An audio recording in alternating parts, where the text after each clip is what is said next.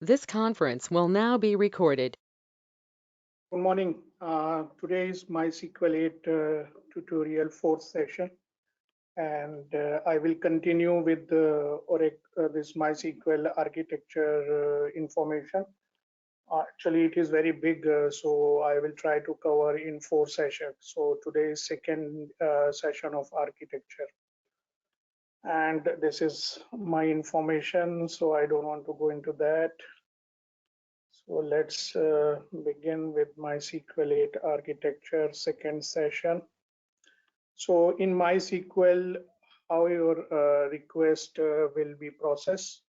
So by this figure, you can understand that SQL layer basically contain parsing, authorities, optimization, and execute query in that order. If you have enable any of the logs, it also logs the query. So you can see that there is an application connecting to your MySQL D means server, where first stage is connection layer, and after that it comes SQL layer, where parser, authorization, optimizer, query execution will be there. And as I said, if you are enabling query logging, it is optional. And then after that, storage layer will come. So this is the way your query will process in MySQL database, or you can say MySQL server, when you are connecting from any client or through applications, correct?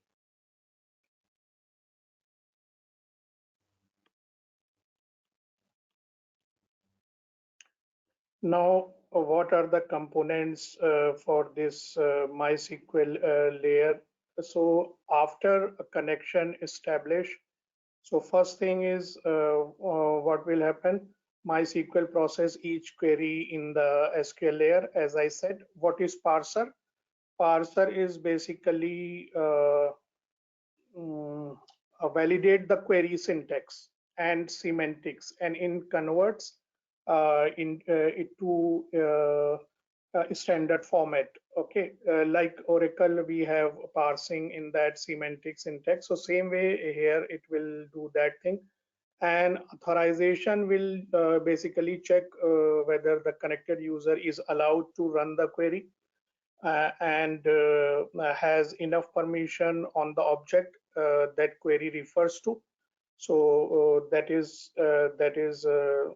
authorization. And optimizer is, as you know, is a software program which actually generate the execution plan for each query. So it involves deciding which index will be used and which order to process the table. So these are the things done by the optimizer. And query execution basically fulfill the execution plan for each query. So every query logging logs queries that server receives or execute if you enable. So it's like a tracing of your SQL statement. Now come to SQL statement processing. So same whatever I said, this is the phrase, this is the phase: parse, authorize, optimize, execute, log is optional. So this is the order of executing the SQL statement processing. Okay. Now come to the second section of today, how MySQL data will store in the database.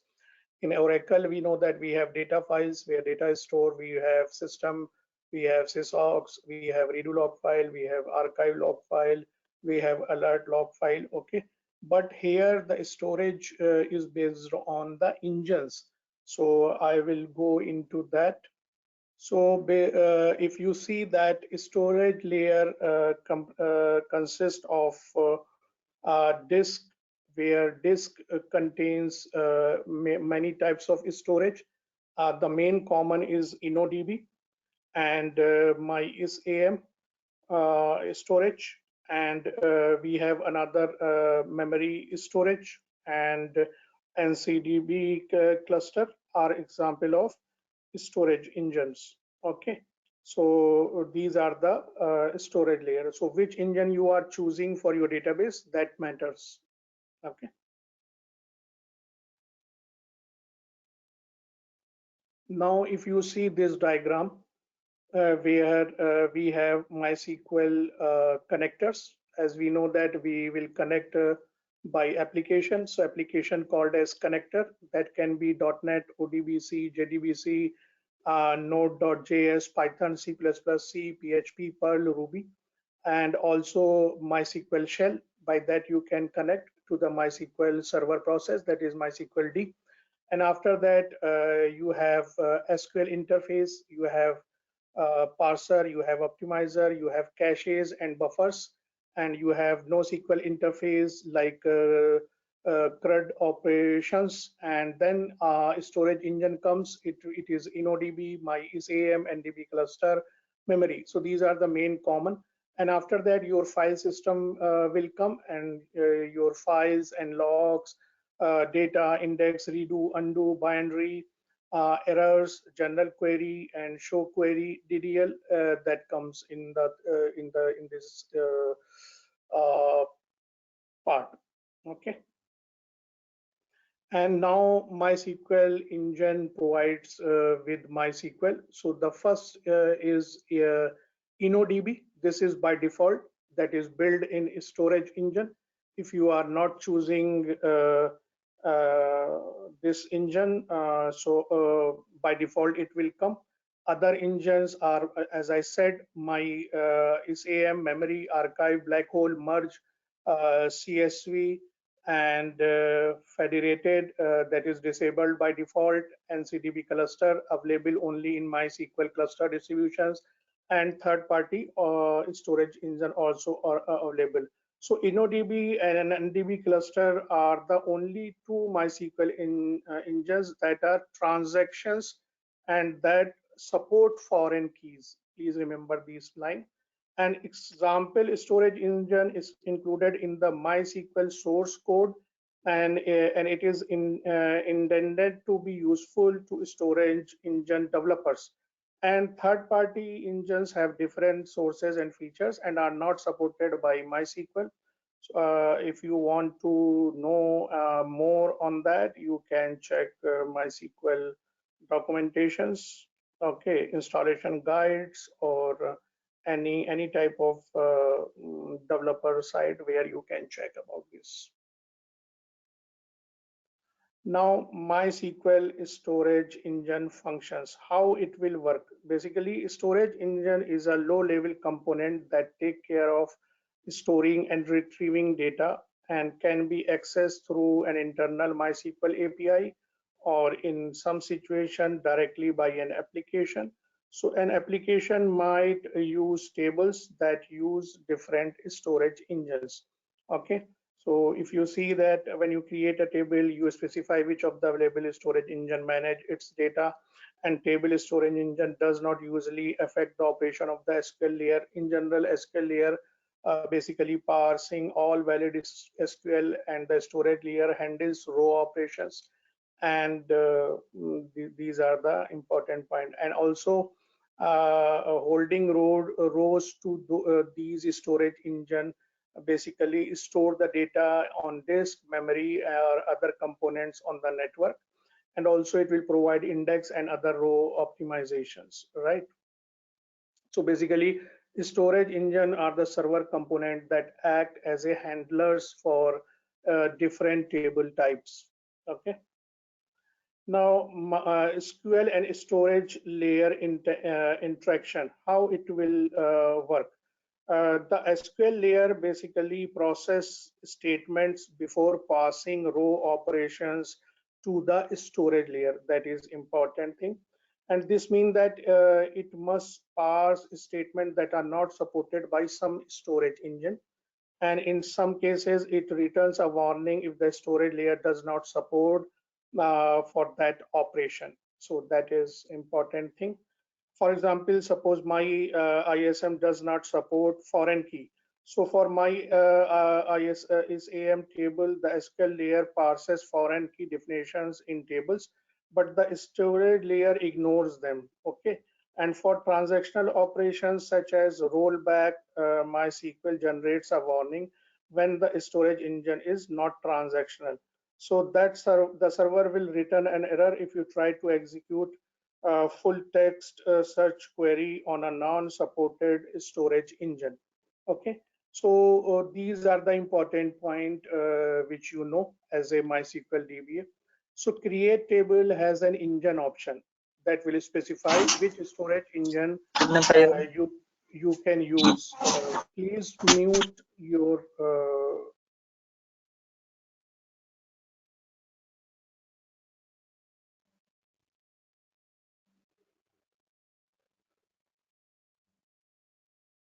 okay. At least if you are joining, please make sure that you are in mute mode. Okay, so where I was, yeah, create table has an engine option where you can choose the option, and also you can alter table has an engine option. By that you can change the engine also.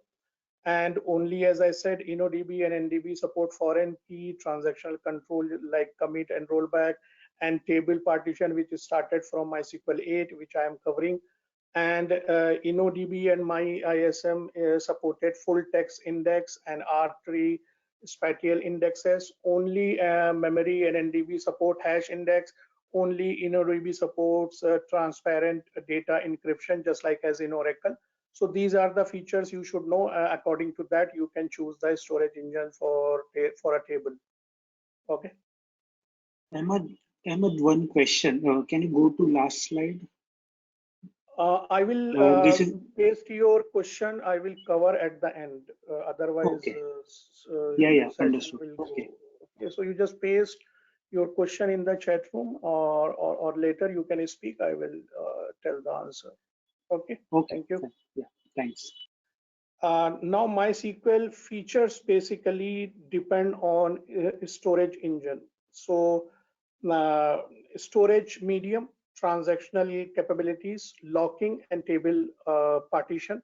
So these are the features which depend on storage engine. So in a storage medium, you have disk, memory, network, and a null that is called as black hole. And transactional capabilities means isolation levels and multi-statement transactions with commit and rollback. And locking basically lock the table. So locking beyond table level if it is required. Then multi-version concurrency control, and table partition basically become engine specifically in MySQL 8.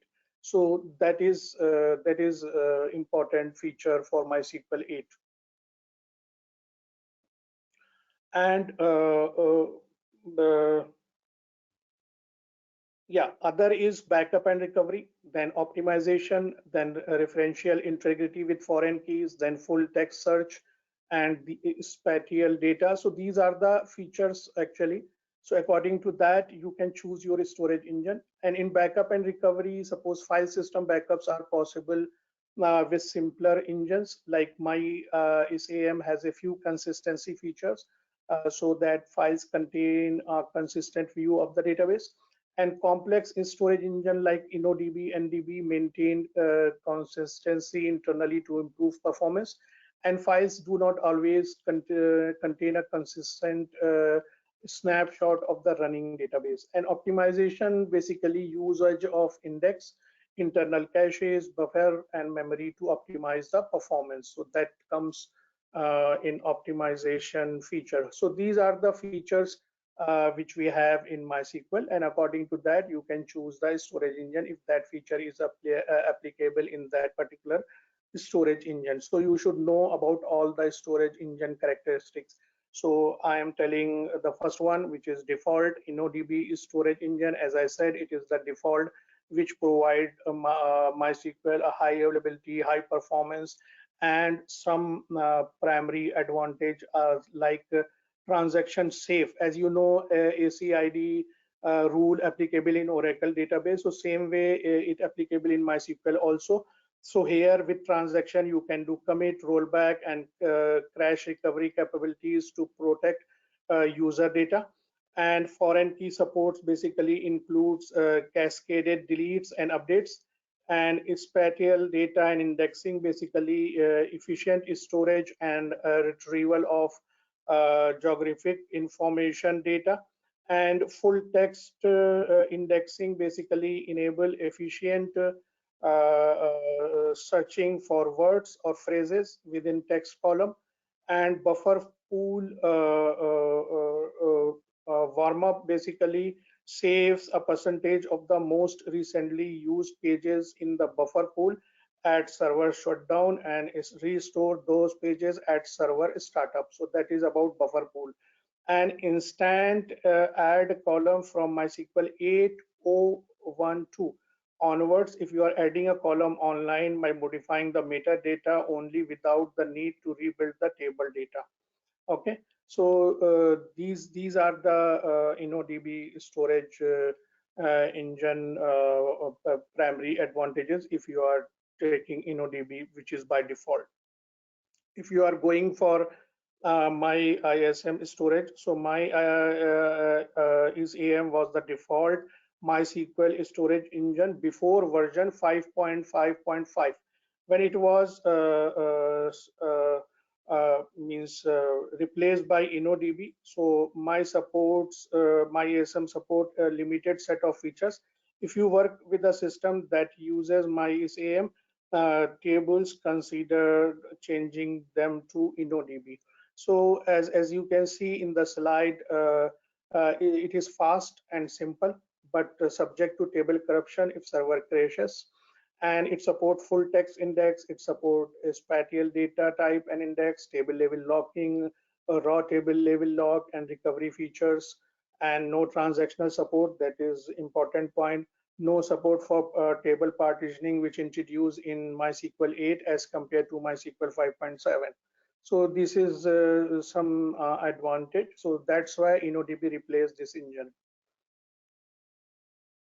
Now memory storage engine, this is the another third engine. Basically it will performs consistency by contention resulting from single thread execution and table log overhead when processing updates. So this limits scalability when the load increases, particularly for a statement which mix that include write. Also, memory engine does not preserve table contents across server restart. So that is the drawback of that.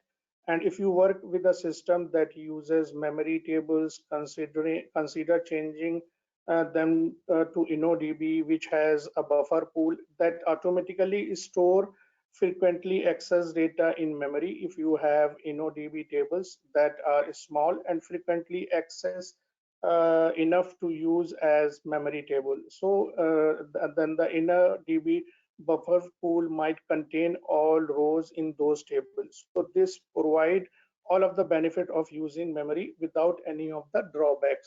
So it cannot store text or blog columns. So that's why it is not good. It support only binary trees and a hash index, and it has limits table size with the max heap table size option, and it store row with a fixed length format, and it stores raw data and index in memory, and data does not survive server restart. So that is the biggest drawback for this memory storage engine.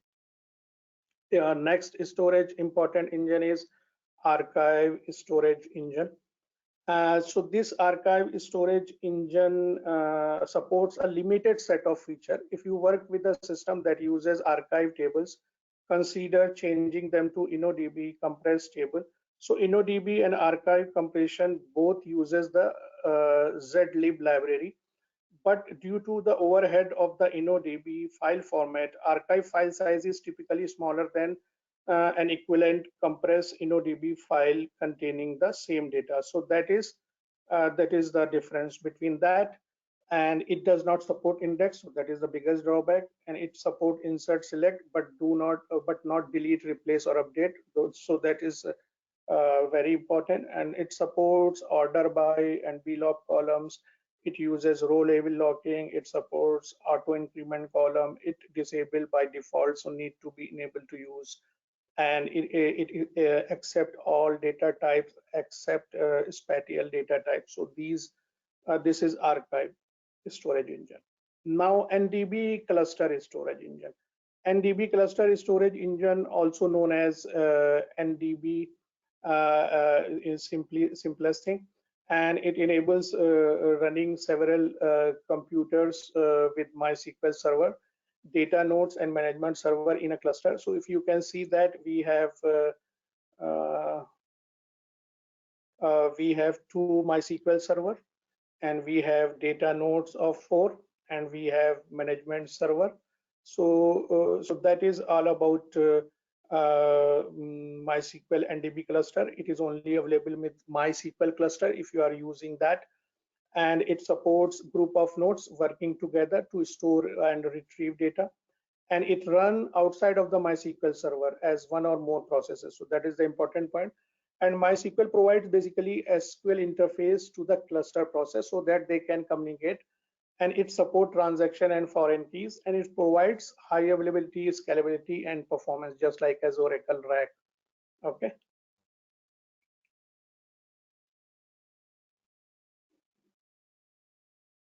Now, black hole storage engine. So what is that? Basically, it acts as a null storage engine, and it accepts data but does not store it, and it retrieves always run an empty result.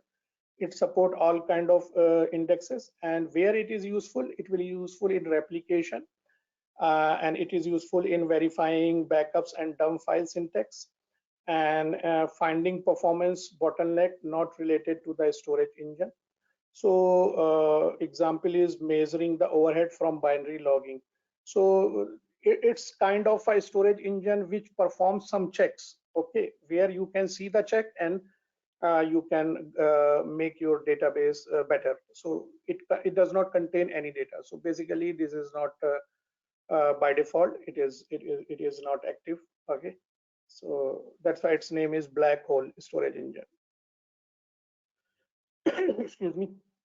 Now these are the storage engine feature summary. If you go and read that, so you will get to know that excuse me, where you have the left side you have features, and the right side they have mentioned 5 storage engine. So backup point in memory, so it implemented in the server rather than the storage engine. So that is the important point. Compressed data in MyISAM tables are supported only when using the compressed row format, and table using the compressed row format with MyISAM are read only, and foreign key support for is available in MySQL cluster NDB 7.3 and later, and InnoDB support for full text search index is available in MySQL 5.6 and later, and InnoDB support for geospatial index is available in MySQL 5.7 and later. Okay, so these are the important points about this. And MySQL storage engine, another some feature like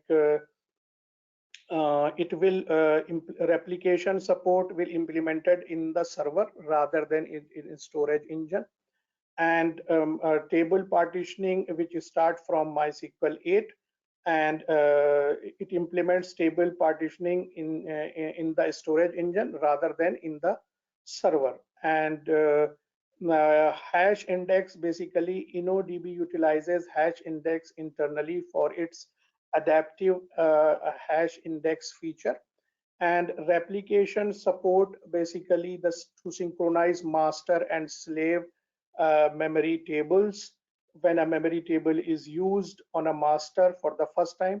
Since it was started, a delete statement is written to the master's binary log to empty the table on the slaves also. So these are the points which is important for storage engine.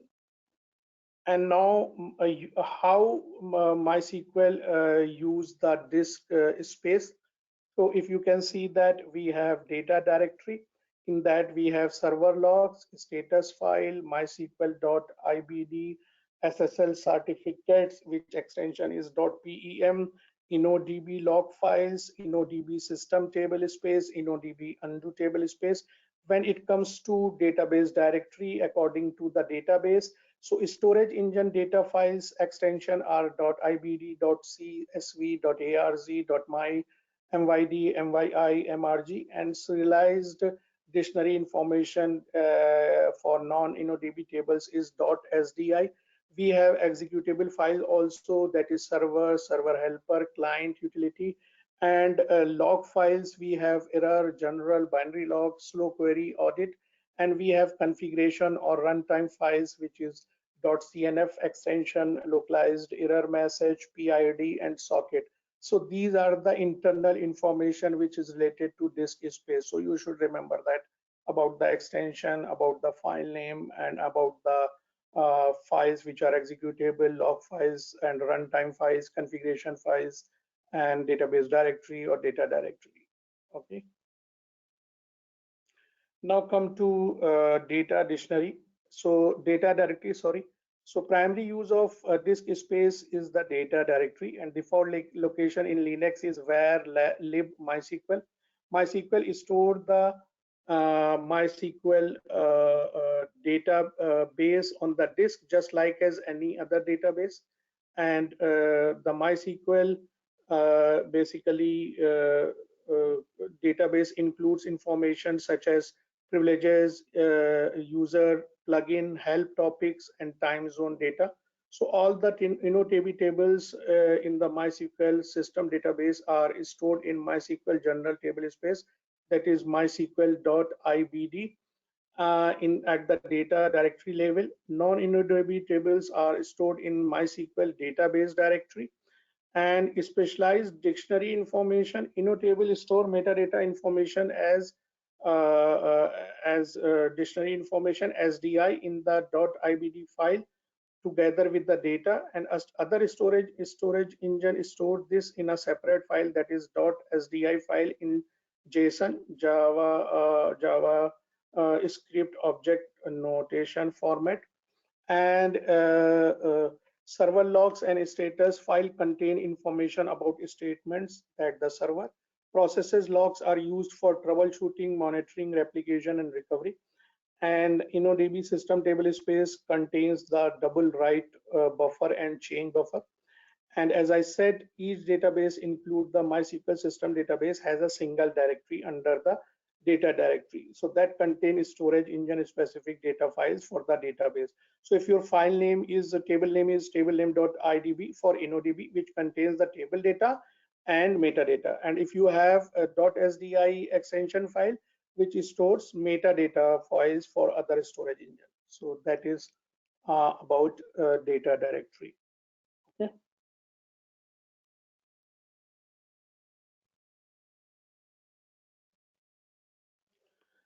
Okay. Oh, okay. So thank you. This is all about of today's session. That is I think second session of architecture. Two more session I will cover on this architecture, and these are the links where you can give the feedback, and you can register for the webinar. And if you have any questions, you can ask or you can mail me. So now questions time.